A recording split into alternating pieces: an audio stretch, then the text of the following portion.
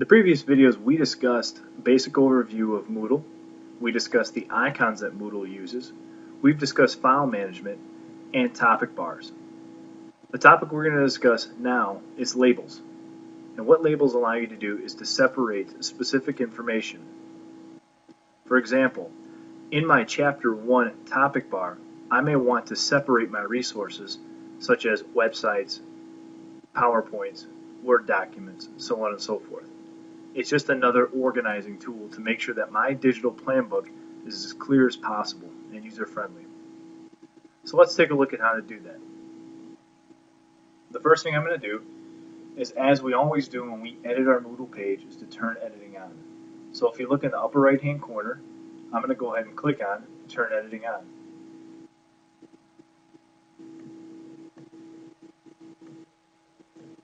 For this example, I'm going to work with Chapter 1. Okay. In order to add a label, I'm going to click this drop-down button right here. The best way to think of a resource is anything that you might give to a student, such as a printed off worksheet, what have you, or anything you might use to teach, such as a flip chart or a PowerPoint, etc. When I click this down arrow, it's going to give me several kinds of resources that I can put in my digital plan book. In this case, I want to choose Label. I'm going to go ahead and select Insert a Label. After I've clicked Insert a Label, it's going to give me an HTML editor. I'm going to select in the HTML editor, and I'm going to think of this again as Word. And I'm just going to give this a name such as, let's call this PowerPoint. Okay. Now, just as I did with my topic bars, I may want to change the color of this to make it somewhat distinctive. And in this case, I'll just choose this color right here. And I can also change the type size. You would not want to change the type size to make it larger than your topic bar. Maybe just a little bit smaller. Again, think of it kind of like a table of contents with major headings and subheadings. I'll just select 10. Once I've done that, all I need to do is click Save and return to course.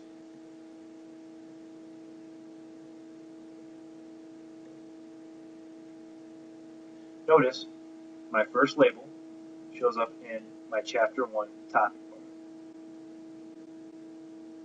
Now, I'm going to go ahead and repeat this process by clicking Add a Resource, Insert a Label. Now, the next label I want to add is Documents. But before I type the word Documents, I'm going to use one of the tools from the HTML editor to create even more separation and organization in my Moodle page. And that's this line right here, horizontal rule. When I click this horizontal rule, it's going to just make a line at the top of the label. I will then type Document, kind of like that.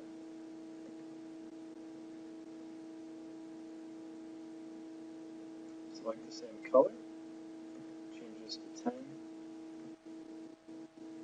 and then I'll click Save and return to course.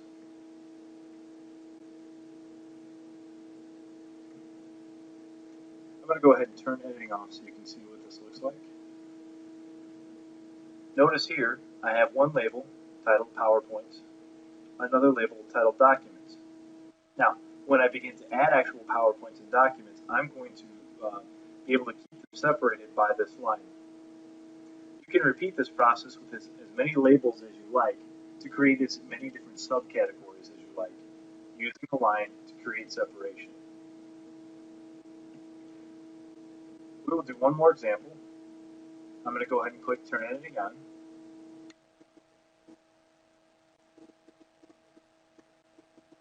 Select Add a Resource, insert a label,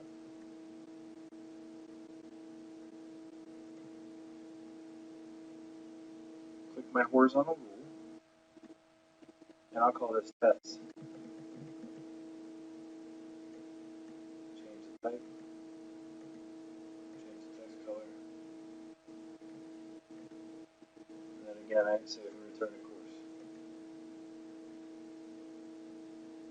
I'll turn editing off. There. And this has been how to add labels.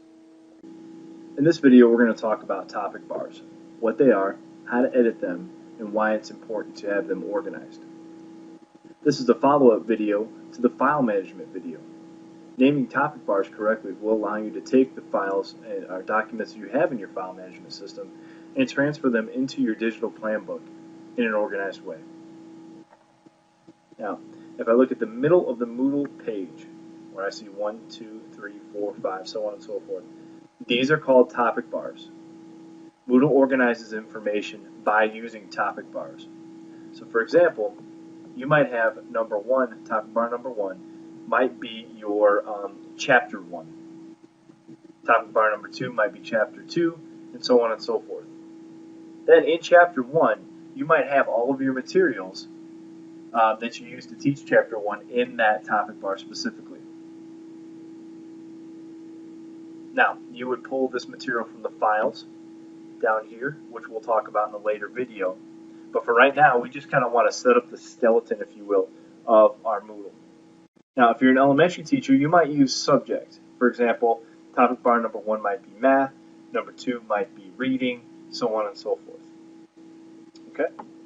So again, topic bars are kind of the general bigger topics. So let's go ahead and edit a topic bar.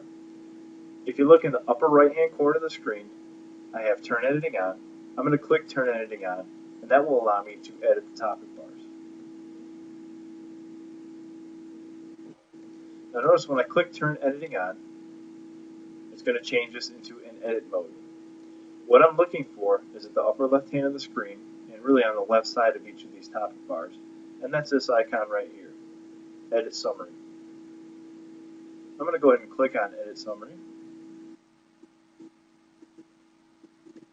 It's going to give me a basic HTML editor. Okay. Once I click in here, I'm just going to go ahead and name this. I might name this Chapter 1. Okay.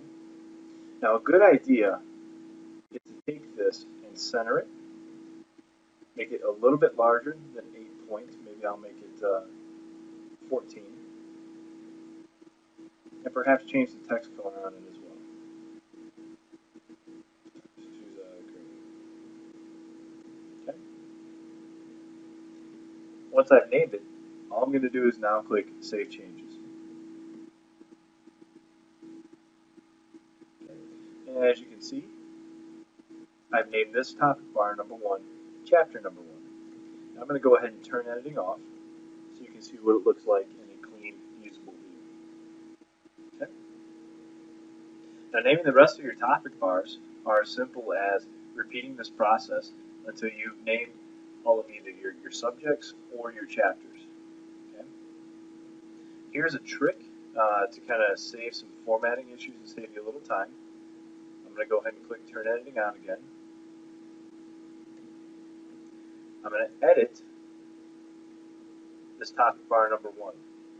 But all I'm going to do is copy, highlight, copy, go back down, save the changes, go to number 2, topic bar number 2, edit this one,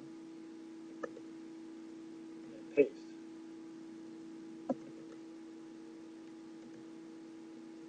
Okay. Now I have my font size correct. I can just come back in and center it, grab that color again, and just change it to 2. Alright, that'll save you a lot of time.